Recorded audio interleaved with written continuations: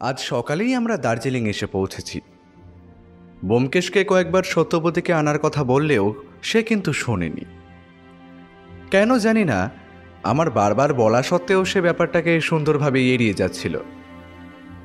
তবে আমার কাছ থেকে এড়িয়ে যেতে পারলেও সত্যবতীকে এড়িয়ে যাওয়া খুব একটা কিন্তু সহজ ছিল না। আমাদের বেরোনোর আগের রাত্রে তাদের ঘর থেকে সত্যবতীর অভিমানী গলা আর ব্যোমকেশের তাকে শান্ত করার স্বর আমি শুনতে পেয়েছি। তবে বিদায়ের বেলা সত্যবতীর চোখে প্রতিবারের মতো জল এবারেও দেখেছি। আমার মনটা কেমন কু ডাকছে। তোমরা ওখানে গিয়ে সাবধানে থাকবে কিন্তু। সত্য, কিচ্ছু হবে না, অত ভেবো না। আমি খুব তাড়াতাড়ি চলে আসবো। এবার যাই। যাই বলতে নেই, বলতে হয় আসি। আচ্ছা বেশ, আসি। সত্য, এত ভাবছো কেন বলো তো? কথা দিচ্ছি পরের বার তোমায় নিয়ে যাব। এবার একটু সমস্যা আছে। সমস্যাটা যে কি তা গোটা রাস্তাতেও ব্যোমকেশ আমায় বলল না। এটা ওটা অমূলক কথাবার্তায় গোটা রাস্তাটা কেটে গেল। আমাদের জন্য গাড়ি স্টেশনেই রাখা ছিল। আমরা পৌঁছে স্টেশনের বাইরে গিয়ে এদিক ওদিক তাকাচ্ছি, এমন সময় একজন আমাদের কাছাকাছি এসে বলল, মশাইরা কি কলকাতা থেকে আসছেন নাকি? হ্যাঁ। আরে, আমি বীরেনবাবুর চা বাগানের ম্যানেজার। স্যার আপনাদের জন্যই গাড়ি পাঠিয়ে দিলেন। আপনারা আসুন আসুন আমার সঙ্গে। বীরেনবাবুর নিজের আসার কথা ছিল যে? হ্যাঁ, ওনারই আসার কথা ছিল, কিন্তু ওনার ছেলের হঠাৎ খেলতে খেলতে পড়ে গিয়ে পায়ে চোট লেগেছে। সেই কারণেই বাড়ির সবাই বেশ ব্যস্ত। তাই স্যার আমায় পাঠালেন আপনাদের নিয়ে যেতে। স্যার বারবার বলে দিয়েছেন যাতে আপনাদের কোনো রকম অসুবিধে না হয়। বেশ, তাহলে চলুন যাওয়া যাক। নতুন কেনা একটা সাদা রঙের অ্যাম্বাসেডর গাড়িতে একজন ড্রাইভার আগে থেকেই বসেছিল। আমরা তিনজন গিয়ে বসেছি। জিতেনবাবু ড্রাইভারকে হাতের ইশারায় গাড়ি চালানো শুরু করতে বলল। তা ট্রেনে আসতে কোনো সমস্যা হয়নি তো ব্যোমকেশবাবু? না, শুধু বারবার মনে হয়েছে পথের পাশের দেখা দূরের পাহাড়গুলো যেন খুব তাড়াতাড়ি চোখের আড়াল হয়ে যাচ্ছে। একবার কাছ থেকে পাহাড় দেখার খুব ইচ্ছে আছে। তা বেশ, তো দেখবেন। এটা কোনো ব্যাপার হলো? আরে, আমাদের চা বাগানটা যেখানে রয়েছে সেখান থেকে দূরে পাহাড় দেখা যায়। সকাল বিকেল যত খুশি পাহাড় দেখতে পাবেন। তাহলে তো বেশ ভালো হলো। এদিককার রাস্তাঘাট, মানুষজন সব কেমন যেন আলাদা ধরনের। রাস্তাঘাট যেমন পরিষ্কার তেমনই দৃষ্টিনন্দন, দেখলে আপনা থেকেই চোখ জুড়িয়ে যায়। মাঝে মাঝে উল্টো দিক থেকে আসা গাড়ি আমাদের পাশ কাটিয়ে চলে যাচ্ছে। ড্রাইভারের হাত যে খুব পাকা তার প্রমাণ পেলাম একটা রাস্তার মোড় ঘুরতে গিয়ে। উঁচু পাকদণ্ডির মতো রাস্তাগুলো এগিয়ে যেতে যেতে হঠাৎ করে কোথাও এমনভাবে বাঁক নিয়েছে যে সামনের কোনো কিছুই বোঝা যায় না। এর মধ্যেই হঠাৎ করে সামনের দিক থেকে একটা গাড়ি কোনো রকম হর্ন না দিয়েই রাস্তার এক পাশ থেকে এমন করে বেরিয়ে এসেছিল, আর একটু হলেই একটা দুর্ঘটনা ঘটত। আমাদের ড্রাইভার কোনো মতে গাড়িটা পাশ কাটিয়ে নিতে নিতে বলল, ও সাব, গাড়ি কেসে চালায় দেখেছেন? ড্রাইভার হিন্দি বাংলা দুই মিলিয়ে কথাটা বলল, তবে তার কথায় বিরক্তির ভাব স্পষ্ট। এদিকে ড্রাইভারেরা এমনিতে খুব সমজদার হয় ব্যোমকেশবাবু, লেকিন এই ব্যাপারটা ঠিক বোঝা গেল না তো। গাড়িতে দুজন ছিল, একজন ড্রাইভার আর একজন ড্রাইভারের পাশের সিটে। পিছনের সিট খালি ছিল। জিতেন আরও কিছু বলতে যাবে, তার আগেই একটা পুলিশের গাড়ি ঝড়ের গতিতে আমাদের পাশ কাটিয়ে সেই গাড়িটার পেছনে ধাওয়া করতে করতে পাহাড়ি বাঁকে অদৃশ্য হয়ে গেল। এবার আমি কথা বললাম, মনে হয় পুলিশের ভয়েই গাড়িটা ওইভাবে পালাচ্ছিল। আমার কথায় ব্যোমকেশ আর জিতেন দুজনেই মাথা নাড়ালো। গাড়িতে আর আমাদের তেমন কোনো কথা হলো না। শেষমেশ এসে পৌঁছালাম আমাদের গন্তব্যে। বীরেনবাবুর বাড়িটা চা বাগানের এক পাশে। আমাদের গাড়িটা যেখানে থামলো সেখান থেকে বহুদূর চা বাগান দেখা যায়। আমাদের অপেক্ষাতেই বোধহয় বীরেনবাবু বাড়ির বাইরে বাগানের মতো জায়গাটায় পায়চারি করছিলেন। আমাদের দেখে বললেন, আরে আসুন আসুন, আসতে কোনো অসুবিধা হয়নি তো ব্যোমকেশবাবু? বলেই আমাদের দুজনের দিকে তাকাতে লাগলেন। বোধহয় আসলে কে ব্যোমকেশ সেটা তিনি ধরতে পারছেন না। আমি ব্যোমকেশ, আসতে কোনো অসুবিধা হয়নি। আপনার ছেলে এখন কেমন আছে? আর বলবেন না, ছেলেটা বড়ই দুষ্টু হয়েছে। গরম জল পায়ে ফেলে একাকার কাণ্ড। এখন একটু মলম লাগিয়ে আর ওষুধ দিয়ে ঘুম পাড়ানো হয়েছে। আসুন আসুন, আপনারা বাড়ির ভেতরে আসুন। জিতেন, তুমি গাড়ি রেখে বাগানে চলে যাও। জিতেন ড্রাইভারকে নিয়ে বাড়ির এক পাশে গাড়িটা রেখে বাগানের দিকে চলে গেল। আমরা বাড়ির ভেতরে ঢুকলাম। বাড়িটা একতলা, পুরোটাই কাঠ দিয়ে তৈরি। এত সুন্দর কাঠের একতলা বাড়ি আমি এর আগে কখনো দেখিনি। আমাদের জন্য একটা ঘর গোছানো ছিল, সেখানে আমাদের ব্যাগপত্র রেখে আমি বিছানায় লম্বা হলাম। ব্যোমকেশ জানালার কাছে গিয়ে দাঁড়ালো। সেখান থেকে চা বাগানটা বেশ ভালোই দেখা যায়। ব্যোমকেশ, তুমি কিন্তু এখনো পর্যন্ত আমায় কেসের ব্যাপারে কিছুই বললে না। কেসের ব্যাপারে বীরেনবাবু টেলিফোনে খুব বেশি আমায় জানাননি। যতটা জানিয়েছেন তা তোমায় কিছুটা বলেছি। কোনো একটা অতি প্রাচীন বেশ দামি অ্যান্টিক বৌদ্ধ মূর্তি এ বাড়িরই কোথাও লুকোনো রয়েছে। সেটা খুঁজে বার করাই হবে আমাদের কাজ। বুদ্ধদেবের মূর্তি কি? তা নয়, বজ্রযানের নাম শুনেছ তো? ব্যোমকেশের প্রশ্নে যেন একটু থতমত খেয়ে গেলাম। বললাম, হ্যাঁ শুনেছি, মানে ওই আর কি, ইতিহাস বইয়ে পড়েছিলাম। মহাযান, হীনযান আর বজ্রযান বৌদ্ধ ধর্মের এক একটা শাখা প্রশাখা, এর বেশি কিছু মনে নেই। ব্যোমকেশ আমার কথা শুনে মৃদু হাসল। বলল, ঠিকই বলেছ। গৌতম বুদ্ধের মৃত্যুর পর সময়ের সঙ্গে সঙ্গে বৌদ্ধ ধর্মে অনেকগুলো শাখা প্রশাখার উৎপত্তি হয়। বজ্রযান তেমনই একটা শাখা। কিন্তু এই শাখার বিশেষত্ব হলো এই শাখায় তিব্বতী তন্ত্র ও সেখানকার দেবদেবতার প্রভাব। এই বজ্রযান বৌদ্ধ সম্প্রদায়ের লোকজন ভয়ঙ্কর সমস্ত দেবদেবীর উপাসনা করত। সেই রকম কোনো একটা মূর্তির কথাই বীরেনবাবু বলেছেন। তোমায় কিছু না বলার কারণ, আমি ব্যাপারটা পুরোপুরি জানি না। কোনো ব্যাপার পুরোপুরি না জেনে সেটা নিয়ে কোনো কিছু বলা আমার অভ্যেস নয়, তা তুমি জানোই। ও আচ্ছা, এই ব্যাপার তাহলে। খুনটুন হয়নি বলছো? খুন হয়নি, তবে একটা চিঠি বীরেনবাবুর কাছে এসেছে। সেটা যদিও আমি এখনো দেখিনি। তুমি কি এই কারণেই সত্যবতীকে নিয়ে আসতে চাইলে না?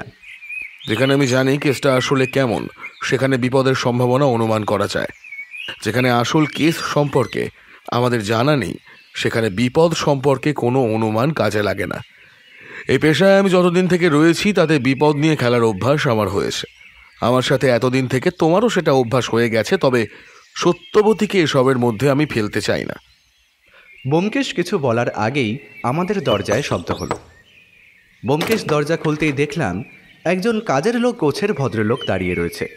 ব্যোমকেশকে দেখেই সে বলল, আপনাদের জন্য স্নানের জল তৈরি আছে স্যার, আপনারা এক এক করে স্নান করে নিন, তারপর খাবার টেবিলে খাবার দেওয়া হবে।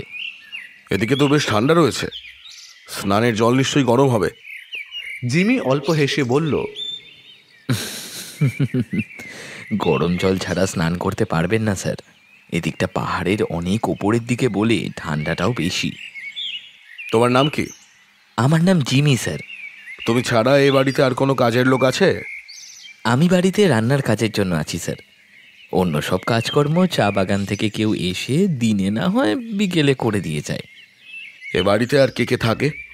এ বাড়িতে স্যার আর স্যারের বউ আর ছেলে থাকে স্যার, এখানেই থাকে, আর আমি আর ড্রাইভার থাকে। স্নান সেরে খাবার টেবিলে যখন আমরা বসলাম তখন দেখা গেল বীরেনবাবু এবং আমাদের নিয়ে এলেন যিনি সেই ম্যানেজার বাবু বসে রয়েছেন। খেতে খেতেই বীরেনবাবু বললেন, আমার ডাক পেয়ে আপনি যে এত দূর আসবেন সেটাই আমি ভাবতে পারিনি ব্যোমকেশবাবু।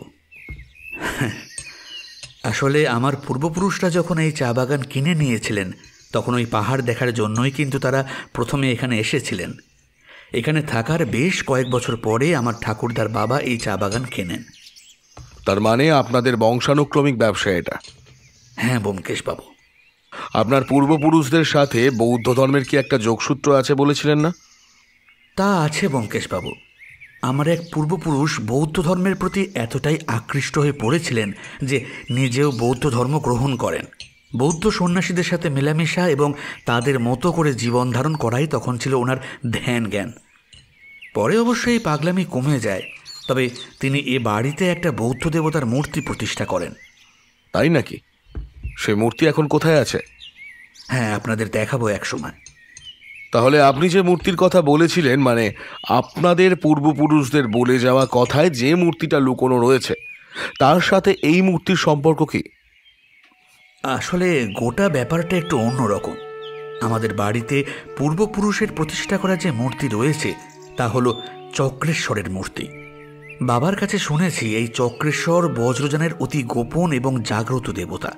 একসময় নিজের মূল্যবান সম্পদ লুকিয়ে রাখার জন্য এই দেবতার পুজো করা হতো, তাই অতি গোপনে, এতই গোপনে যে বহু মানুষ নাকি এই দেবতার নাম পর্যন্ত জানে না। আমার বাবা মারা যাওয়ার সময় আমায় একটা অদ্ভুত কথা বলে যান। এই চক্রেশ্বরের মূর্তির সাথে তার বাবা তাকে একটা হেঁয়ালির কথা নাকি বলে গেছিলেন। হেয়ালি? হ্যাঁ, বলতে পারেন একটা ধাঁধা রেখে গিয়েছিলেন তিনি। আমাদের পূর্বপুরুষদের কাছ থেকে বংশানুক্রমিকভাবে এই হেঁয়ালি আমরা পেয়ে এসেছি এবং এই হেঁয়ালির মানেও তারা বর্ণনা করে দিয়ে গেছেন। তবে আমার বাবা মারা যাবার সময় তার মানসিক অবস্থা সামান্য বিঘ্নিত হয়েছিল, ফলে তিনি হেঁয়ালির মানে আমায় পরিষ্কার করে বলে যেতে পারেননি। তবে তার ডায়েরিতে হেঁয়ালিটা লেখা ছিল। সেই হেঁয়ালি দেখে আমি প্রথমে কয়েকবার সেই লুকোনো গুপ্তধনের ব্যাপারটা বার করার চেষ্টা করেছি, কিন্তু হেঁয়ালির মানে উদ্ধার করতে পারিনি। গুপ্তধন বলতে আসলে কি লুকোনো আছে সে ব্যাপারে আপনি কিছু জানেন? এই বজ্রযানেরই বৌদ্ধ ধর্মের কোনো দেবতার মূর্তি রয়েছে শুনেছি, তবে এই মূর্তিটা অমূল্য মণিমাণিক্য দিয়ে তৈরি, এটা আমি বাবার কাছ থেকে কয়েকবার শুনেছি। এই মূর্তিটাই আপনি উদ্ধার করতে চাইছেন, আর এই কাজে আমি আপনাকে সাহায্য করব, তাই তো? হ্যাঁ ব্যোমকেশবাবু। আপনার বাবা মারা গেছেন কতদিন আগে?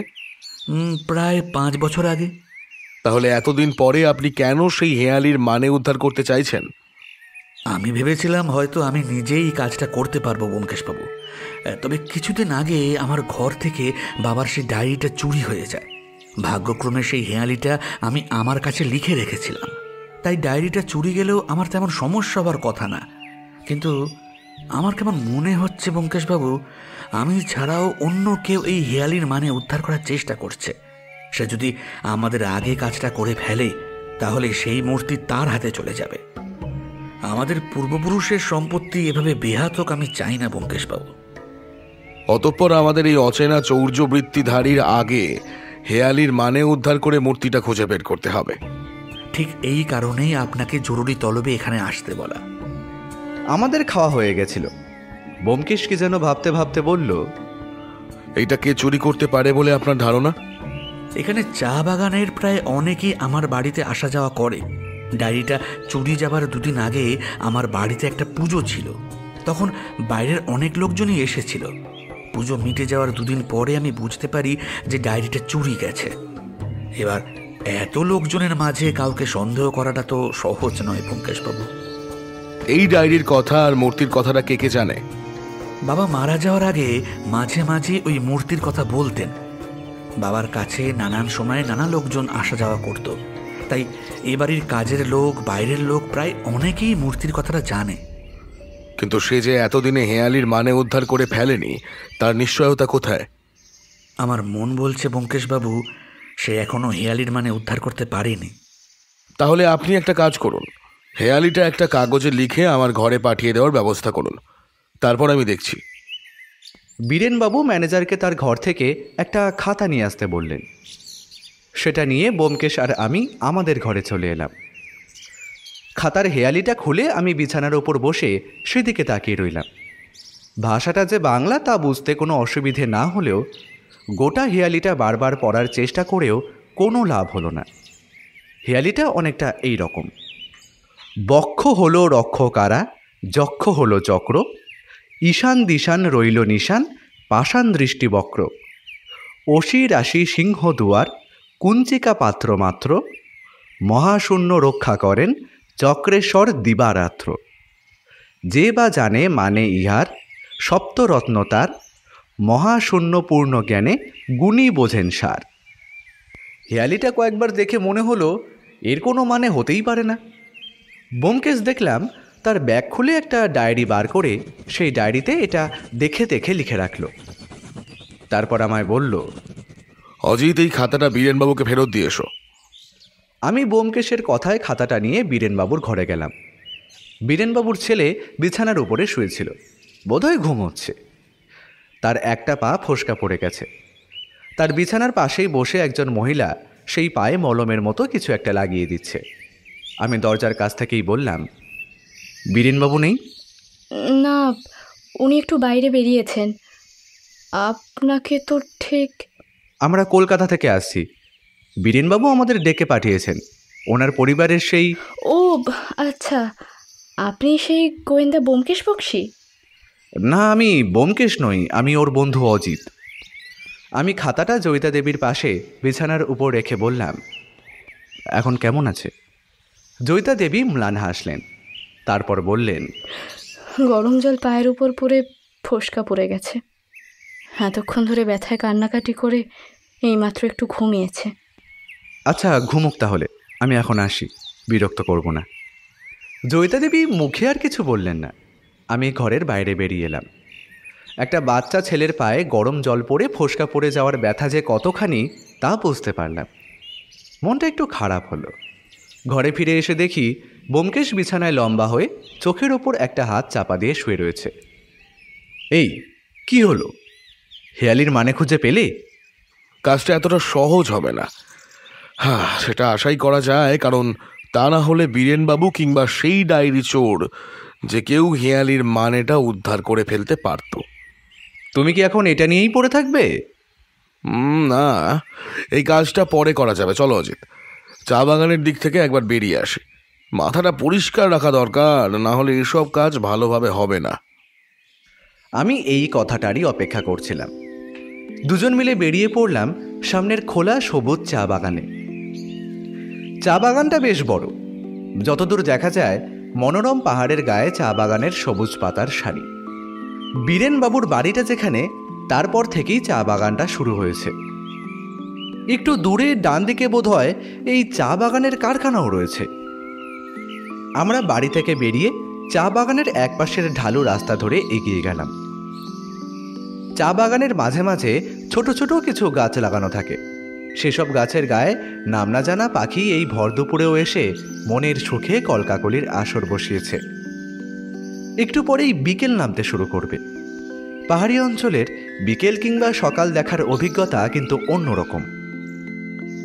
ঠান্ডার জন্য ব্যোমকেশ আর আমার দুজনের গায়ে গরম পোশাক, তার উপর আমরা একটা করে শাল জড়িয়েও নিয়েছি। চা বাগানে মেয়ের দল পিঠে ঝুড়ি বেঁধে চা পাতা তুলতে তুলতে তাদের ভাষায় গুনগুন করে গান গাইছে। আমাদের দেখে দু একজন অবাক হয়ে তাকিয়েও রইল। হাঁটতে হাঁটতেই ব্যোমকেশকে বললাম, ব্যোমকেশ, কেসটা কেমন বলে মনে হচ্ছে তোমার? হেয়ালির মানেটা উদ্ধার করতে পারলে কেসটা সহজ হয়ে যাবে অজিত, কিন্তু এই ডায়েরিটা চুরি যাওয়ার জন্য একটা সমস্যা রয়েছে। যদি আমাদের আগে চোর হেয়ালির অর্থ উদ্ধার করতে পারে, তাহলে বীরেনবাবুর ওই মূর্তি বেহাত হয়ে যাবার প্রবল সম্ভাবনা রয়েছে। ডায়েরিটা চুরি কে করতে পারে বলে তোমার মনে হয়? ডায়েরিতে আসল কি ছিল সেটা জানা গেলে ডায়েরিটা চুরির কারণ বোঝা যাবে অজিত। সবকিছুর পেছনে একটা মোটিভ থাকে, সেটা খুঁজে বের করলে বাকিটা সহজ হয়ে যায়। তবে এখন আমাদের সেটা নিয়ে মাথা না ঘামালেও চলবে। এখন আমাদের প্রথম কাজ হেয়ালির মানে উদ্ধার করা। বীরেনবাবুর বাড়িতে কিন্তু চা বাগানের লোক কিংবা অন্যান্য কাজের লোকের যাতায়াতের অবাধ সুযোগ রয়েছে, তাই চোরটা কিন্তু যে কেউ হতে পারে। ব্যোমকেশ আরও কিছু বলতে যাওয়ার আগেই সামনের দিক থেকে ম্যানেজার বাবু কার সাথে কথা বলতে বলতে আমাদের দিকেই এগিয়ে এলেন। আমাদের দেখতে পেয়ে সেই পাশের লোকটিকে কাগজপত্রে কিছু বুঝিয়ে দিয়ে তাকে কারখানার দিকে পাঠিয়ে দিলেন। দুপুরের সময়টা কিন্তু বেড়ানোর জন্য ঠিক নয় ব্যোমকেশ বাবু। এই সময়টা রোদের যা তেজ, তা একেবারে বিকেল করে বেরোতে পারতেন। ঠান্ডার দেশে এসেছি বলে যে সব সময় ঠান্ডাই চাইবো তার তো কোনো কথা নেই, তাই না? মাঝে মাঝে রোদটাও কিন্তু ভালোই লাগে। ওটা কি আপনাদের কারখানা? হ্যাঁ, চা বাগান থেকে তোলা চায়ের পাতা শুকিয়ে গুঁড়ো করে চা বানিয়ে একদম বাক্সবন্দি করা পর্যন্ত সব কাজ এখানে হয়। তারপর সেটা বাইরে চলে যায়। গোটা কাজকর্ম কি আপনি দেখেন? বিভিন্ন কাজের জন্য বিভিন্ন কর্মচারী রয়েছে, তাদের দেখাশোনা করার জন্য আলাদা আলাদা লোক আছে। তবে গোটা ব্যাপারটা আমাকেই দেখতে হয়। আচ্ছা, বীরেনবাবু কারখানায় কখন যান? সকালে যান, আবার দুপুরের দিকে ফিরে আসেন। তা আজ আপনারা আসবেন বলে সকালে বাড়িতেই ছিলেন, দুপুরে কারখানায় গেছেন। তাহলে আপনি তো এখানে অনেক বছর ধরেই আছেন। হ্যাঁ ব্যোমকেশবাবু, তা বছর 15 তো হবেই। আচ্ছা বেশ, এই যে হেয়ালির কথা আর ডায়েরিটার কথা, তাহলে তো তা আপনি জানতেন তো? হ্যাঁ, তা তো জানতাম অবশ্যই। আর বাড়িতে লোকজন এলে বীরেনবাবু তাদের এই গুপ্তধনের কথা বলতেন সগর্বে। তবে সবাইকে হেঁয়ালির কথা বলতে শুনিনি কখনো। আচ্ছা, আপনার কি কাউকে সন্দেহ হয় যে এই চুরিটা করতে পারে? দেখুন ব্যোমকেশবাবু, এই ব্যাপারটা আমি ঠিক কিছু বলতে পারবো না।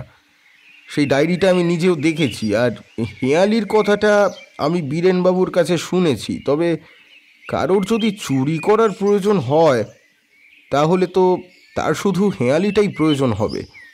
ডায়েরি নিয়ে সে করবেটা কি? আপনার কি মনে হয় তাহলে? আমার মনে হয় ডায়েরিটা হয়তো কোনোভাবে হারিয়ে গেছে, আর না হয় বীরেনবাবু নিজেই সেটা কোথাও লুকিয়ে রেখে আপনাদের ডেকে পাঠিয়েছেন। এইবার হঠাৎই কথায় বাধা পড়ল। একজন ম্যানেজার বাবুকে চা বাগানের দিক থেকে ডাকতে লাগলেন। ম্যানেজার বাবু বললেন, আপনারা এদিকটা ঘুরে দেখুন, আমার একটু কাজ রয়েছে, পরে দেখা হচ্ছে তাহলে। আর একটা কথা, আপনি বরং হেঁয়ালিটা উদ্ধার করার চেষ্টা করুন, তাহলেই সেই গুপ্তধন কিংবা মূর্তি যাই থাকুক না কেন দেখবেন ঠিক পাওয়া যাবে। আমি চলি, আবার দেখা হবে। চলে যেতে ব্যোমকেশ নিজের মনেই বলল, কেসটা খুব একটা সহজ নয় অজিত। আমার মনে হয় আমরা ছাড়াও এই মুহূর্তে অন্য কেউ হেয়ালিটা উদ্ধার করার চেষ্টা করছে। হ্যাঁ, আমাকে তার আগে হেয়ালিটা উদ্ধার করতেই হবে। এরপর আমরা চা বাগানের অনেকটা জায়গা ঘুরে বেড়ালাম। দূরে পাহাড় মাথা তুলে দাঁড়িয়েছে, সেদিকে বেশ কিছুক্ষণ তাকিয়ে রইল ব্যোমকেশ। আমারও মনটা বেশ হালকা হয়ে এলো। এর আগে পাহাড় সেভাবে দেখা হয়ে ওঠেনি, আজই হলো। সমতল ভূমি উঁচু হতে হতে রুক্ষ পাথরের পাহাড়ের জন্ম দিয়ে যেন পৃথিবীকে হঠাৎ করে একটা উঁচু স্তম্ভ উপহার দিয়েছে। বেশ বিকেল করেই আমরা নিজেদের ঘরে ফিরলাম। ততক্ষণে বীরেনবাবুকেও কারখানার দিক থেকে জিপ গাড়িতে করে বাড়ির দিকে আসতে দেখা গেল। এখন কেমন আছো? ভালো। গরম জল নিয়ে এভাবে খেলতে নেই। বীরেনবাবুর ছেলে বিভু ব্যোমকেশের দিকে তাকিয়ে রইল, তারপর মায়ের কোলে মুখ গুজল। আমরা বসে আছি বীরেনবাবুর ঘরে। তিনি কারখানা থেকে একটু আগেই ফিরে এসেছেন। তবে সব থেকে বড় ঘটনাটা হলো, বীরেনবাবুর ঘরের জানলা দিয়ে একটু আগে কেউ একটা কাগজের চিরকুট ফেলে দিয়ে গেছে। ঘটনাটা যখন ঘটেছে তখন ঘরে বীরেনবাবুর স্ত্রী জয়িতা দেবী তার ছেলের পাশে শুয়ে ঘুমোচ্ছিলেন। খোলা জানলা দিয়ে কেউ কাগজটা ঘরের মধ্যে ফেলে দিয়ে চলে গেছে। আমরা আসার আগেই বীরেনবাবু ফিরে এসেছিলেন। আমরা ঘরে ঢুকতেই জিমি এসে বলল বীরেনবাবু আমাদের ডেকেছেন। এটা আবার কি শুরু হলো ব্যোমকেশবাবু? ব্যোমকেশ চিরকুটটা হাতে নিয়ে দেখে আমার দিকে এগিয়ে দিল। আমি দেখলাম তাতে লেখা কয়েকটা শব্দ। হেরুক খোঁজার জন্য গোয়েন্দা আনিয়েছ, যার জিনিস তার কাছে থাকাই ভালো নয় কি? বেশি বাড়াবাড়ি করলে ফল হিতে বিপরীত হবে কিন্তু। হেরুক? চিঠিটা পড়ে ব্যোমকেশ ভ্রু কুঁচকাল। এবার তো মনে হচ্ছে কেউ সত্যি গুপ্তধনের পেছনে রয়েছে, কারণ গোয়েন্দা আসার ব্যাপারটা তাদের নজরেও পড়েছে। তাই তো আপনাকে বলছি ব্যোমকেশবাবু, যত তাড়াতাড়ি সম্ভব হেয়ালির মানে উদ্ধার করুন, না হলে যদি অন্য কেউ সেটা উদ্ধার করে ফেলে। হেয়ালিটা বাংলায় লেখা হলেও কেমন যেন অগোছালো। আপনি কি নিশ্চিত আপনার বাবা এই হেয়ালিটাই দিয়ে গিয়েছিলেন? হেয়ালিটা আমাদের বংশানুক্রমিকভাবে চলে আসছে ব্যোমকেশবাবু। এই হেয়ালিতে ভুল নেই কোনো, একমাত্র যদি না যে হেয়ালিটা লিখেছিল সে ভুল লিখে থাকে। ব্যোমকেশ কিছুক্ষণ চিন্তিত মুখে বসে রইল। জিমি আমাদের সবার জন্য মাখন দেওয়া চা নিয়ে এলো। এর মাঝে ম্যানেজার বাবু এসে পড়লেন। দেখুন ম্যানেজার বাবু, হুমকির চিঠিও এসে পড়েছে আমি আসতে না আসতেই। ম্যানেজার বাবু চিন্তিত মুখে চিঠিটা দেখলেন। চিঠিটা কে পাঠিয়েছে তা বোঝা বেশ মুশকিল ব্যোমকেশবাবু। এখানে অনেকেই আছে যারা বাংলা লিখতে পড়তে জানে না, তবে বাংলা জানা লোকের সংখ্যাটাও কিন্তু কম নয়। আমরা যখন চা বাগানের দিকে বেড়াতে গিয়েছিলাম তখনই কেউ চিঠিটা দিয়ে গেছে। তার মানে সে সবসময় বাড়ির উপর নজর রাখছিল। কিন্তু এরকম একটা চিঠি পাঠিয়ে লাভ কি ব্যোমকেশবাবু? আমাদের ভয় দেখিয়ে এই গুপ্তধন খোঁজার ব্যাপারটা থেকে দূরে সরিয়ে রাখতে চাইছে কেউ। আর আমার মনে হয় এই হেরুকের সঙ্গে গুপ্তধনের কোনো সম্পর্ক আছে। এরকম কোনো নাম তো আগে শুনিনি। আমি শুনেছি, বাবা মারা যাওয়ার আগে মাঝে মাঝে এই নামটা বলতেন। ব্যোমকেশ উত্তেজিত স্বরে প্রশ্ন করল, তিনি কি আর কিছু বলতেন? আপনার মনে আছে?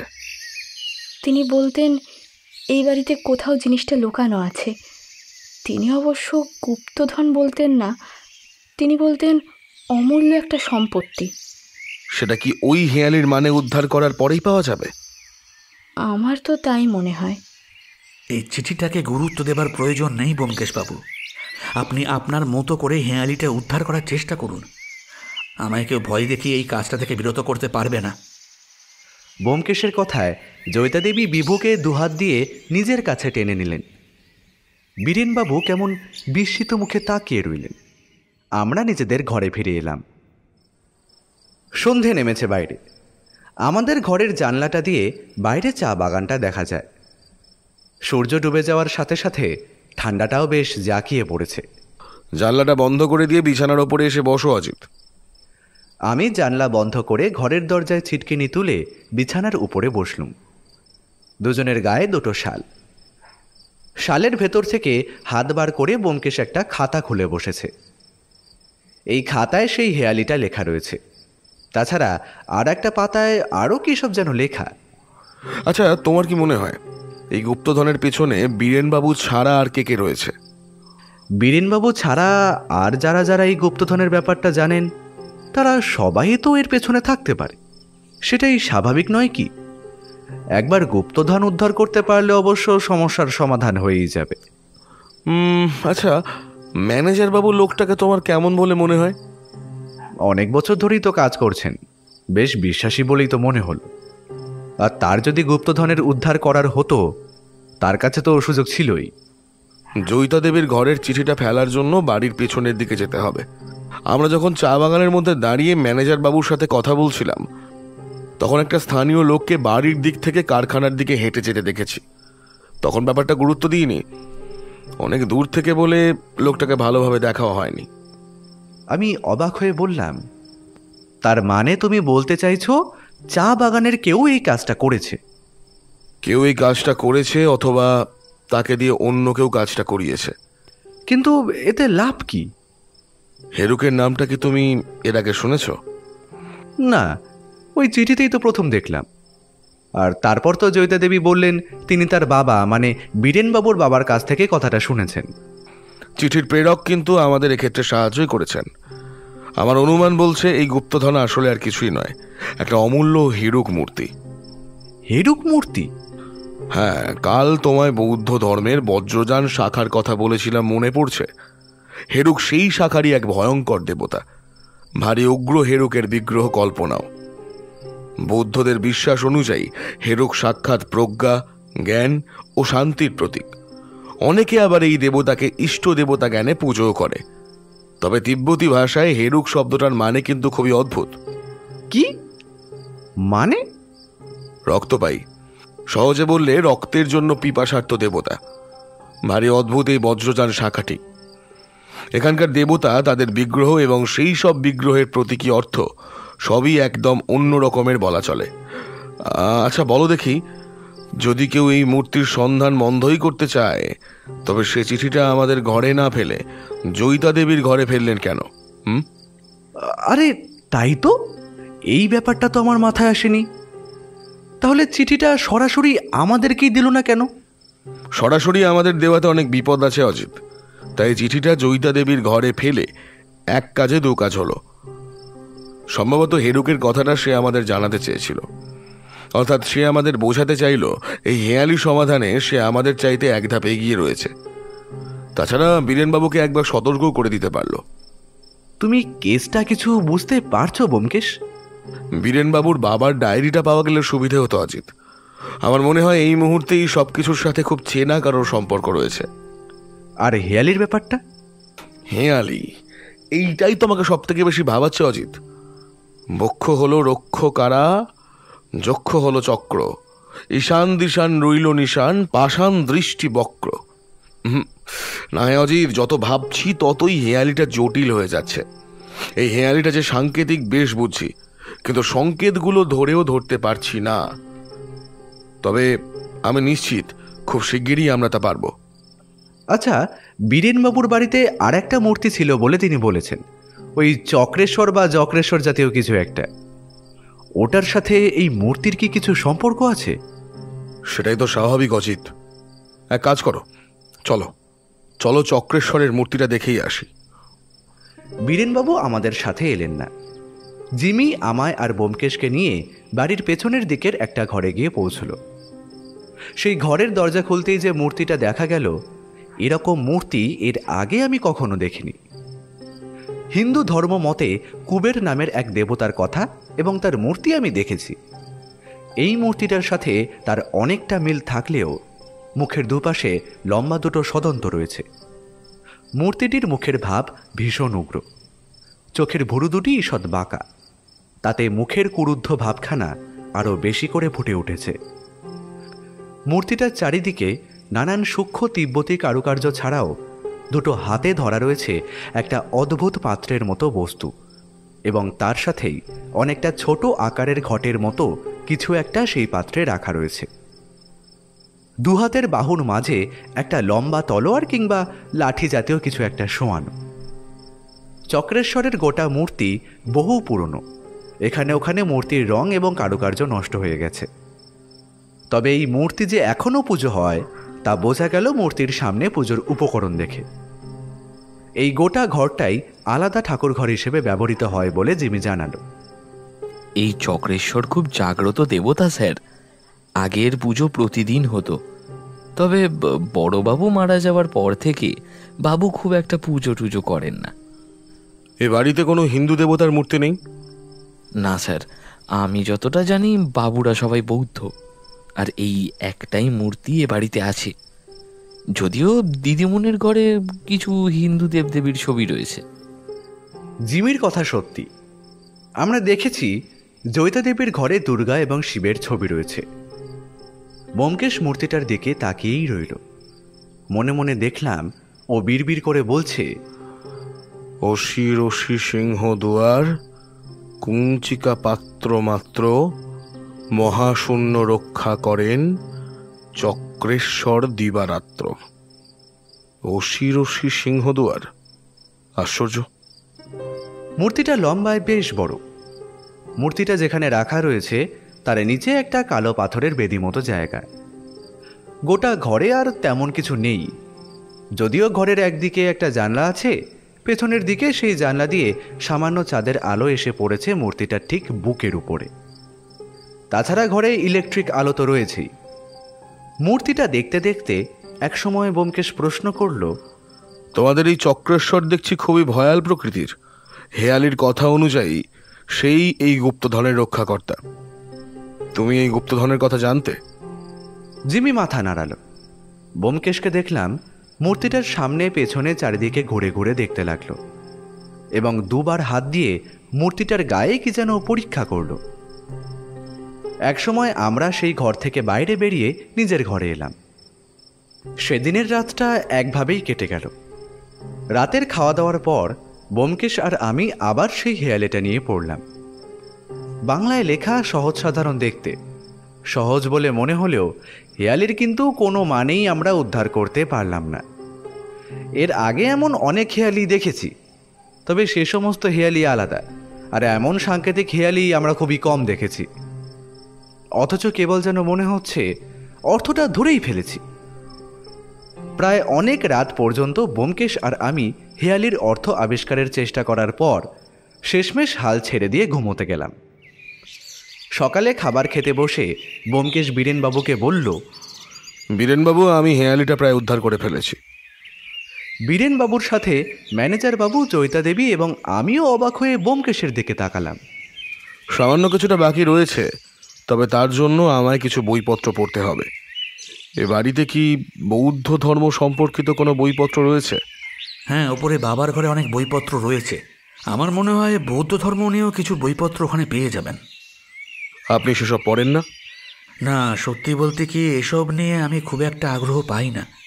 নেহাত বাবার ডায়েরিটা চুরি হয়ে যাবার পরে গুপ্তধনের ব্যাপারটা ভাবতে শুরু করেছিলাম, না হলে অনেক দিন আগে থেকেই গুপ্তধনের গল্পটা আমাদের পরিবারে চালু থাকলেও কখনোই সেটা খোঁজার চেষ্টা আমি করিনি। আচ্ছা বেশ, তাহলে ওই ঘরের দরজা আপনি জিমিকে খুলে দিতে বলুন। আমি আজ দুপুরেই ওই ঘরে যাব। বীরেনবাবু আর ম্যানেজার তাদের খাওয়া সেরে কারখানার দিকে চলে গেলেন। আমি আর ব্যোমকেশ আবার বেরিয়ে পড়লাম পাহাড় দেখতে।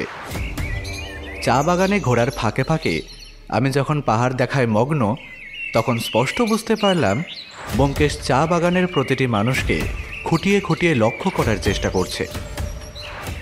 একসময় আমরা হাঁটতে হাঁটতে পৌঁছে গেলাম সেই কারখানার কাছে। খুব বেশি বড় নয়, ভেতরে কাজকর্ম চলছে। আমরা বাইরে চারপাশে ঘুরে ঘুরে সেই কারখানাটা দেখে একসময় বাড়ি ফেরার পথ ধরলাম। আমার মনে একটাই প্রশ্ন বারবার ঘুরে ফিরে আসতে লাগলো, ব্যোমকেশ হেয়ালির অর্থ কখন বার করলো? একসময় থাকতে না পেরে ব্যোমকেশকে প্রশ্নটা করেই বসলাম। আরে ওটা তো সাবধান অজিত বলেই আমায় একটা ধাক্কা মেরে রাস্তার একপাশে ফেলে দিয়ে নিজেও অন্যদিকে লাফিয়ে পড়ল। আর সাথে সাথেই একটা ছোট্ট কি যেন আমাদের উল্টো দিকে গাছটার গায়ে গিয়ে বিঁধল। ব্যোমকেশ তাড়াতাড়ি এদিকে ওদিকে তাকাতেও কাউকেই দেখতে পেল না। আমরা গাছটার দিকে এগিয়ে গিয়ে দেখলাম একটা ছোট্ট তীরের মতো ধারালো বস্তু গাছটার গায়ে বেঁধে রয়েছে। ব্যোমকেশ সাবধানে সেটা গাছের গা থেকে খুলে নিয়ে দেখতে দেখতে বলল, বিষ মাখানো তীর অজিত। দেখো দেখো, ছোট্ট তীরের মাথাটা কেমন নীলচে হয়ে আছে। খুব সম্ভবত স্থানীয় কোনো ফুলের বিষ। সর্বনাশ! তাহলে আমাদের ওপর কেউ আক্রমণ করতে চাইছে? করবে নাই বা কেন? আমরা যে হেয়ালির মানে উদ্ধার করে খুব শীঘ্রই গুপ্তধন বার করে ফেলতে পারি, এই ভয়টা যে দেখানো হয়ে গেছে। মানে? আর একটু অপেক্ষা করতে হবে অজিত। ব্যোমকেশের মুখের শিরায় একটা হাসির ভাব ফুটে উঠল। ব্যোমকেশ যখন কোনো ব্যাপারে তার অনুমান প্রায় নিশ্চিত বলে ধরে ফেলতে পারে, তখন তার মুখে এই হাসিটা আমি দেখতে পাই। কিন্তু ব্যোমকেশ নিজেই বলেছে সে হেয়ালির অর্থ উদ্ধার করতে এখনো পারেনি। তাহলে তার কোন অনুমান এতটা নিশ্চিত হয়ে উঠল? গোটা দুপুরটা আমি নিজের ঘরেই রইলাম। ব্যোমকেশ বীরেনবাবুর বাবার সেই লাইব্রেরি ঘরে বৌদ্ধ ধর্মের বইপত্র নিয়ে পড়াশোনা করতে লাগল। অনেক পরে সে আমার ঘরে এসে বলল, অজিত, বৌদ্ধ ধর্ম নিয়ে একা আমি যে বীরেনবাবুর বাবার বইপত্র ঘেটেছি তা নয়, আমার আগেও আরও কেউ ঘেটেছে। তবে তিনি বীরেনবাবুর বাবাও হতে পারেন, অথবা আমাদের সেই অদৃশ্য প্রতিদ্বন্দ্বী যে চাইছে না আমি তার আগে হেয়ালির অর্থ উদ্ধার করে ফেলি। কিন্তু হেয়ালির মানে কি তুমি উদ্ধার করতে পেরেছ? হেয়ালির মানে উদ্ধার করার পরেও খুব সহজে তুমি সেই মূর্তি খুঁজে পাবে না, কারণ সেই মূর্তির রক্ষা করছে স্বয়ং বৌদ্ধ দেবতা চক্রেশ্বর। তার মানে তুমি নিজে হেয়ালির অর্থটা উদ্ধার করতে পেরেছ, অথচ আমায় বলনি, তাই তো? অজিত, এখন এসবের সময় নেই। এখন আমাদের তাড়াতাড়ি সেই মূর্তিটা খুঁজে বার করতে হবে। আমার মনে হয় এই হেয়ালির অর্থ উদ্ধার আমাদের প্রতিদ্বন্দ্বীও করে ফেলেছে, তাই আমায় সরিয়ে দেওয়ার জন্য আজ এই বিষ মাখানো তীরের নিমন্ত্রণ সে রেখেছিল। তুমিও না ব্যোমকেশ, সত্যি আর একটু হলেই কি যে হতো, আর তুমি এসব নিয়ে মজা করছো। আচ্ছা বেশ, মজা করছি না, চলো। তবে তার আগে একটা কাজ করতে হবে। কি কাজ? আমরা বাড়িতে ফিরে আসতেই প্রথমেই দেখা হলো জিমির সাথে। সে জানালো ম্যানেজার বাবু এবং বীরেনবাবু এখনও বাড়িতে ফিরে আসেনি। ব্যোমকেশ জিমির দিকে শক্তভাবে তাকিয়ে থেকে বলল, জিমি, তুমি কি চাও তোমার বাবু এই গুপ্তধন উদ্ধার করতে পারুক?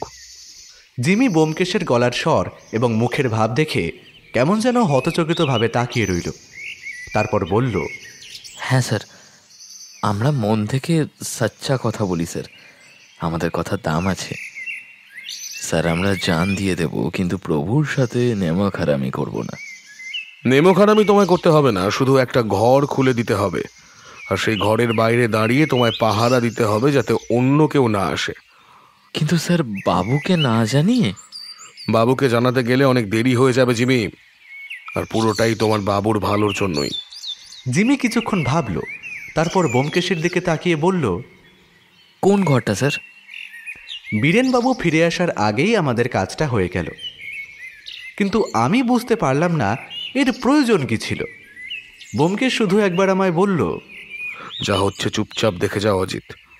এর কারণ এখন জিজ্ঞাসা করো না, এখন বললে তুমি বুঝবে না, সময় মতো সব বলবো। আমরা অপেক্ষা করতে লাগলাম বীরেনবাবু ফিরে আসার জন্য। তারপর আমরা শুরু করব সেই গুপ্তধন অর্থাৎ হেরুকের মূর্তি উদ্ধারের কাজ। এখন কেমন আছো বিভু? ভালো। তোমরা দাদা ঠাকুরের সেই কবিতাটার মানে বুঝতে পেরেছো? মা বলল তোমরা নাকি ওটা খুঁজছো। আমি জানি তুমি কবিতাটা জানো, তাই না?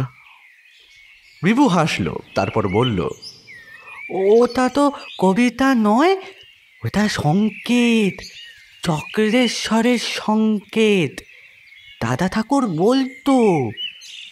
ওটাতে কি লেখা আছে তা আমি জানি না, তবে দাদা ঠাকুর বলেছিল একটা খুব দামি জিনিস লুকোনো আছে, যেটা ওই সংকেতের মানে বুঝলে পাওয়া যাবে। তবে সেই দামি জিনিসটাকে নাকি নিজের বুক দিয়ে রক্ষা করছে চক্রেশ্বর। এসব তুমি কাউকে বলনি তো?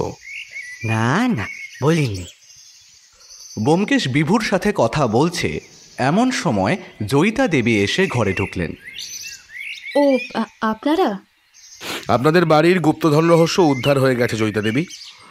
এখন শুধু গুপ্তধন উদ্ধার করলে আমাদের কাজ শেষ। সে কি, আপনারা হেয়ালির মানে উদ্ধার করে ফেলেছেন? ব্যোমকেশ মাথা নাড়ালো।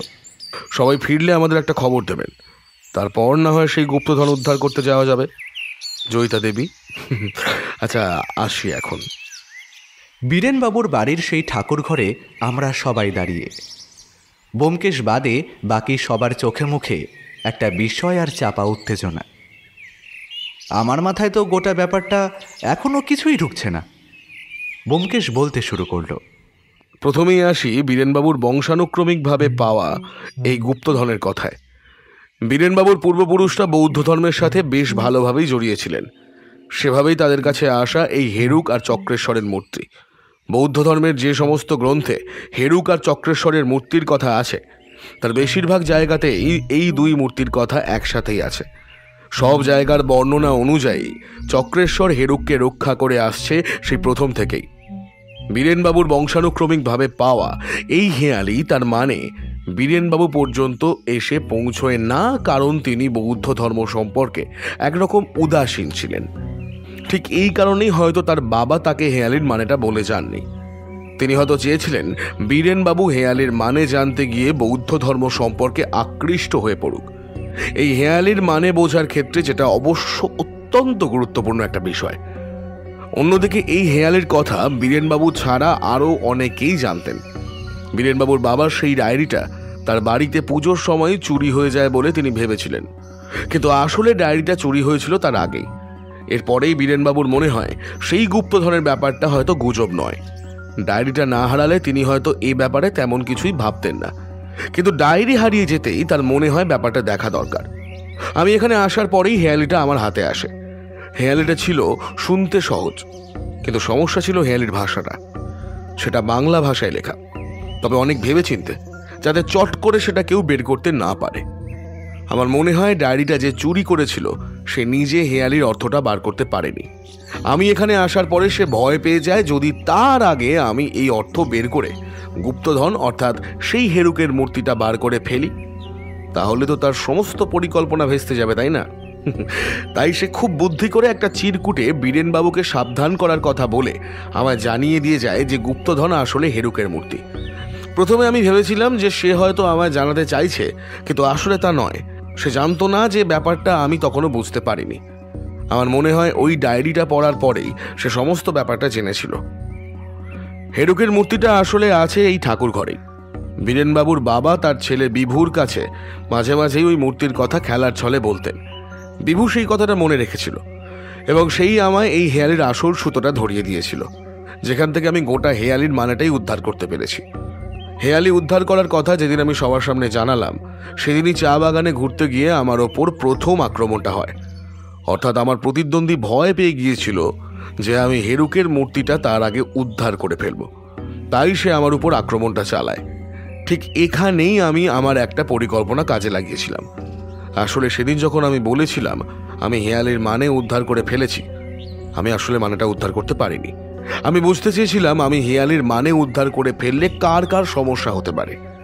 তবে সেদিন চা বাগানে ঘুরতে গিয়ে আমাকে লক্ষ্য করে যে বিষ মেশানো ছোট তীরটা ছোড়া হয়েছিল তা কে ছুঁড়েছিল আমি বুঝতে পারিনি। তবে সেটা যে কারখানার দিক থেকে ছোড়া হয়েছিল তা আমি নিশ্চিত। সে কি, আপনার উপর আক্রমণ হয়েছিল? এটা তো আমাদের জানার নেই। ব্যাপারটা আপনাদের জানিয়ে আপনাদের বিব্রত করতে চাইনি, তবে এটা তেমন কোনো ব্যাপার নয়। আপনি বললেন সেই হেরুকের মূর্তিটা এই ঘরেই আছে, কিন্তু কোথায়? মূর্তিটা এতদিন ধরে যখন রয়েছে আর একটু থাকুক না চৈতা দেবী, আমি আগে অন্য ব্যাপারটা শেষ করিনি কেমন? তা বীরেনবাবুর বাবার ঘরে যে বৌদ্ধ ধর্মের বইপত্রগুলো ছিল সেগুলো আমি দেখতে চেয়েছিলাম। তার কারণ হলো আমার আগে সেগুলো কেউ দেখেছে কিনা তার নিশ্চিত করা। বইপত্রগুলো দেখতে গিয়ে আমার মনে হয় আমার আগে এই বইপত্রগুলো অন্য কেউ দেখেছে, কারণ হেরুক আর চক্রের স্বরের কথা যেখানে যেখানে লেখা ছিল সেই জায়গাগুলোতে পেন্সিল দিয়ে মার্ক করা হয়েছে। হতেই পারে ব্যাপারটা বীরেনবাবুর বাবা নিজে করে গেছেন, কিন্তু তবুও আমার অনুমান বলেছিল সেটা তিনি নন। হেরুকের মূর্তি উদ্ধার যে আমি ঠিক করে ফেলতাম তা আমি জানি, তবে আমার মতো আর একজন কে এই মূর্তির পেছনে ছিল সেটা জানা খুব বেশি প্রয়োজনীয় ছিল। তাই আমি বীরেনবাবু এবং ম্যানেজারবাবু ঘরে না থাকার সময় তাদের ঘরগুলো একটু খুঁজে দেখেছিলাম। এ ব্যাপারটা আমায় না জানিয়ে করতে হয়েছে, তার কারণ আমি সন্দেহের বাইরে কাউকে রাখতে পারছিলাম না। সে কি ব্যোমকেশবাবু, আপনি আমাকেও সন্দেহ করেছিলেন? অবশ্যই, আপনি নিজে বৌদ্ধ ধর্ম সম্পর্কে উদাসীন। আপনি নিজেই বলেন পুজো আচ্ছা আপনার কাজ নয়, তারপরেও আপনি এই মূর্তির প্রতি হঠাৎ করেই এত আকৃষ্ট হয়ে পড়লেন, যা আপনার বাবা মারা যাবার পরেও এত মাসে করেননি। এরকম কিছু ব্যাপারের জন্যই আমায় সবাইকে সন্দেহ করতে হয়েছিল, তাই ওই কাজটা করেছিলাম। তবে ওটা করতে গিয়ে আমি এমন একটা কিছুর সন্ধান পেলাম যা এই কেসটার মোড় ঘুরিয়ে দিল। বীরেনবাবুর বাবার সেই ডায়েরিটা। আমি সবাইকে লক্ষ্য করছিলাম। এই কথায় হঠাৎ করেই মনে হলো ম্যানেজার বাবুর মুখটা কিছুক্ষণের জন্য কেমন যেন ফ্যাকাশে হয়ে আবার স্বাভাবিক হয়ে গেল। এবার আসি হেয়ালির কথায়। আরো ভালো করে বললে চক্রেশ্বরের সংকেত। যিনি এর রচয়িতা তাকে কুর্নিশ জানাতেই হয় এমন সাংকেতিক একটা হেয়ালি বানানোর জন্য। খুব যত্ন করে অতি সূক্ষ্মভাবে এই হেয়ালিতে তিনি হেরুক মূর্তির অবস্থান বলে গিয়েছেন। হেয়ালির প্রথম স্তবকটা মনে করুন। বক্ষ হলো রক্ষকারা, চক্ষ হলো চক্র, ঈশান দিশান রইল নিশান, পাষাণ দৃষ্টি বক্র। যক্ষ হলো চক্র, মানে চক্রেশ্বর স্বয়ং যক্ষের মতন এই মূর্তি রক্ষা করছেন। বক্ষ হলো রক্ষকারা, অর্থাৎ তার বুক এই মূর্তির রক্ষাকারী কারাগারের মতন। ঈশান দিশান রইল নিশান, এই উপাসনা কক্ষের ঈশান দিকে নিশানা হিসেবে একটা জানলা রয়েছে। এটা এমনভাবেই বানানো যে রাতে এই জানলা থেকে আসা চাঁদের আলো ঠিক এই মূর্তির বুকের ওপর পড়ে। পাষাণ দৃষ্টি বক্র, আপনারাই দেখুন চক্রেশ্বর কেমন বাঁকা দৃষ্টিতে তাকিয়ে আছেন। এরপরে আছে অসি রশি সিংহ দোয়ার, কুঞ্চিকা পাত্র মাত্র। অসি মানে তলোয়ার, অর্থাৎ চক্রেশ্বরের হাতে ধরা তলোয়ার এই কারাগারের সিংহ দুয়ার। কুঞ্চিকা পাত্র মাত্র, কুঞ্চিকা মানে চাবি, চক্রেশ্বরের হাতে ধরা ওই পাত্রই এই কারাগারের দরজার চাবি। মহাশূন্য রক্ষা করেন চক্রেশ্বর দিবারাত্র। বজ্রযান বৌদ্ধ ধর্মে হেরুক মহাশূন্যের প্রতীক, তাই তাকে নিজের বুকের ভেতর দিন রাত পাহারা দিচ্ছেন চক্রেশ্বর। বীরেনবাবু আপনি এগিয়ে যান, চক্রেশ্বরের মূর্তির বুকের কাছে যেখানে পাত্রটা ধরা আছে সেখানেই হাত রাখুন, দেখুন কিছু পান কিনা। বীরেনবাবু একবার জয়িতা দেবী আর একবার আমাদের দিকে তাকিয়ে নিয়ে ধীরে ধীরে এগিয়ে গেলেন। ব্যাপারটা আমি দাঁড়িয়ে দাঁড়িয়ে শুনছি, কিন্তু তবুও কি একটা বিষয় আমার খটকা এখনও মনের মধ্যে রয়েছে। বীরেনবাবু এগিয়ে গিয়ে চক্রেশ্বরের বুকে সেই পাত্রের উপর হাত রাখলেন। এবার ভালো করে অনুভব করে দেখুন কোথাও চাপ দেবার মতন কোনো জায়গা রয়েছে কিনা। বীরেনবাবু সেই পাত্রের ডান দিক থেকে বাদিক পর্যন্ত হাত দিয়ে চাপ দিতে দিতে যেতে লাগলেন, আর আমরা রুদ্ধশ্বাসে অপেক্ষা করছি কিছু একটা হওয়ার জন্য। আমার স্পষ্ট মনে হলো আমি একটা খট করে শব্দ শুনলাম, আর তার সাথে সাথেই চক্রেশ্বরের বুকে দুপাশের জায়গাটা সামান্য ফাঁক হয়ে বেরিয়ে এলো একটা ছোট্ট চৌকোনা বাক্স। বীরেনবাবু সেটা হাত দিয়ে বের করতে যাবেন, এমন সময় আমাদের পিছনের দিক থেকে একটা শক্ত গলা ভেসে এলো। ওটা ওখানেই রেখে দিন স্যার। আমরা ঘুরে দাঁড়িয়ে দেখলাম জিতেনের হাতে খোলা পিস্তল। সেটা জয়িতা দেবীর মাথায় তাক করে রেখে দিয়েছে। তুমি শেষমেশ জিতেন? তুমি? হ্যাঁ, আমি। আপনার বাবার ডায়েরিটা আপনি মনে হয় খুব ভালোভাবে পড়েননি, তাহলে জানতে পারতেন এই হীরকের মূর্তিটা একা আপনাদের সম্পত্তি নয়, আপনার ঠাকুরদাও ওই মূর্তির সমান অধিকারী। এই মূর্তিটার জন্যে আমি আজ এত বছর ধরে এখানে রয়েছি। ব্যোমকেশবাবু না এলে হয়তো আমি হেঁয়ালির অর্থটা একদিন ঠিক উদ্ধার করে এই মূর্তি নিয়ে এখান থেকে চলে যেতাম। এত সহজ নয় জিতেন বাবু, আপনি এই মূর্তি নিয়ে এখান থেকে যেতে পারবেন না। কে আটকাবে আমায়? কে? আপনি? আমার লোক গাড়ি নিয়ে বাইরে অপেক্ষা করছে।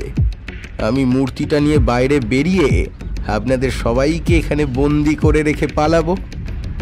যে জিনিস এতদিন ধরে হন্যে হয়ে খুঁজছি, যে জিনিস আমার, তা শেষমেশ পাবো এইবার।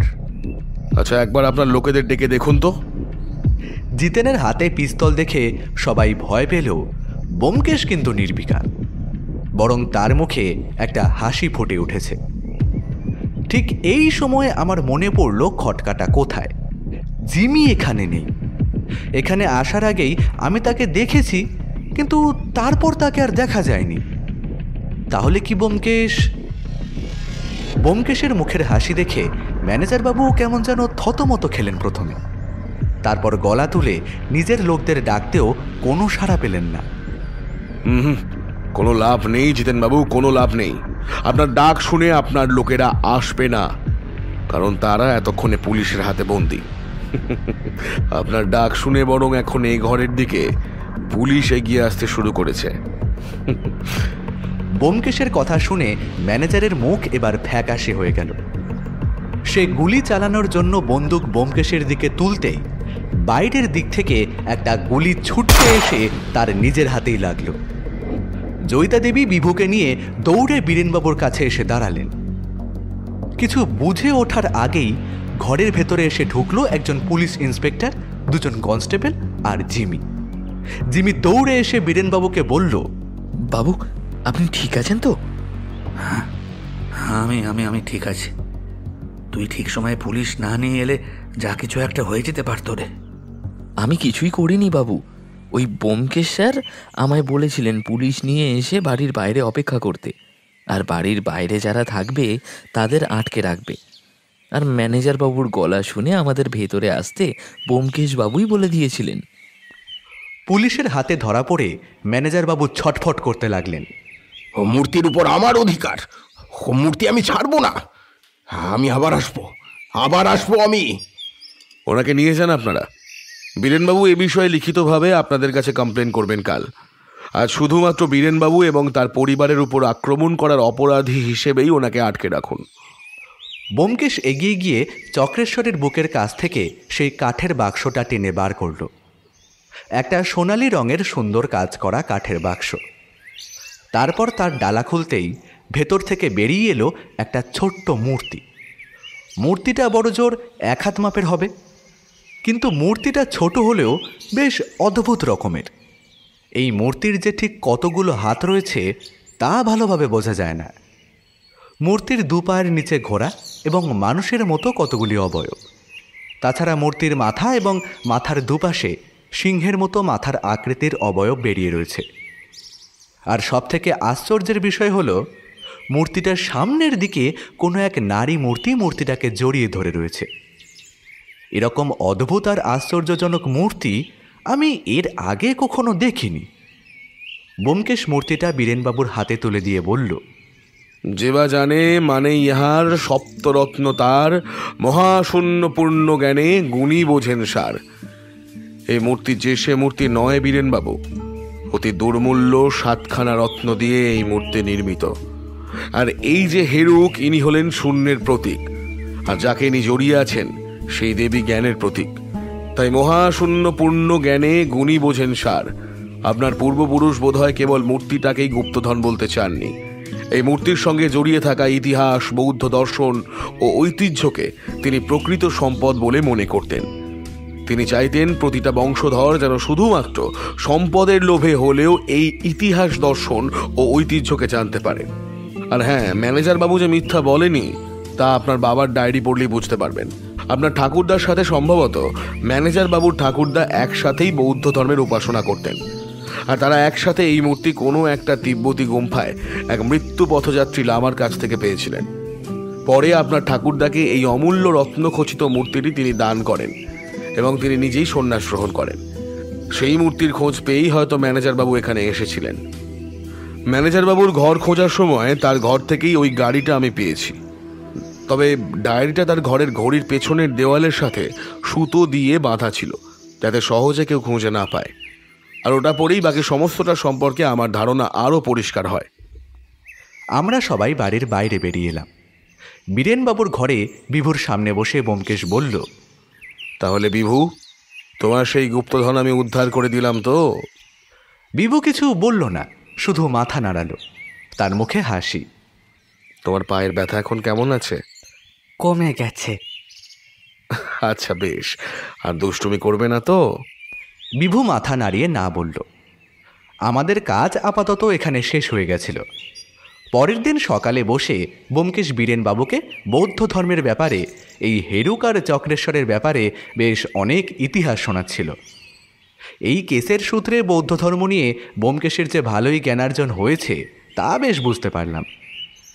এরপর এলো বিদায় নেওয়ার পালা। আমাদের জন্য বাইরে গাড়ি অপেক্ষা করছিল। সবাইকে বিদায় জানিয়ে সেই গাড়িতে গিয়ে উঠলাম। গাড়ি ছাড়তেই দেখলাম বাড়ির বাইরে থেকে বীরেনবাবু, জিমি, জয়িতা দেবী এবং বিভু আমাদের উদ্দেশ্যে হাত নাড়াতে থাকে যতক্ষণ আমাদের দেখা যায়। আচ্ছা ব্যোমকেশ, ওই চিরকুটটা আর ওই বিষ মাখানো তীরটা কে ছুঁড়েছিল বলে তোমার মনে হয়? দুটো কাজ একজনের নয়। ম্যানেজার বাবুর সাথে যারা জেলে এই মুহূর্তে বন্দী আছেন তাদেরই কেউ হয়তো এই কাজটা করেছিল। ম্যানেজার বাবু ভয় দেখিয়ে এই কাজটা করিয়েছিলেন। তবে তুমি বলছো ম্যানেজার বাবুরও ওই মূর্তির ওপর অধিকার রয়েছে। তাহলে তো ম্যানেজারের সাথে যেটা হয়েছে সেটাও তো খুব একটা ভালো নয়, তাই না? ব্যোমকেশ আর কিছু বলল না। আমাদের গাড়ি স্টেশনের দিকে চলল।